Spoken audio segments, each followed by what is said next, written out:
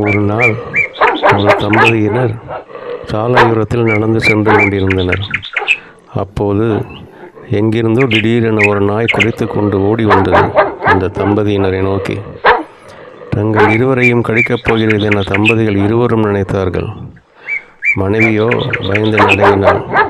கணவன்தான். ஆனால் நல்ல உள்ளம் கொண்ட அந்த கணவர் அந்த வெறி நாய் தன் மனைவியை கடித்து விடக்கூடாது என்று அவளை தூக்கி கொண்டார். நாய் கடித்தால் தன்னை மட்டும் கடிக்கட்டும், தன் மனைவி தப்பி விடுவாள் என நினைத்தார். ஓடி வந்த நாயோ திடீரென்று வேறு திசையில் ஓடி சென்று விட்டது.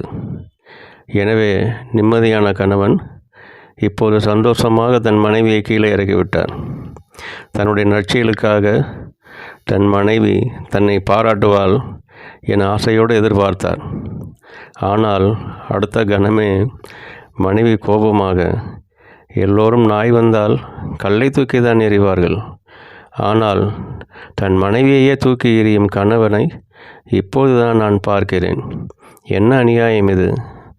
அப்படி என்ன வீம்பு உங்களுக்கு என்றாலே பார்க்கலாம்.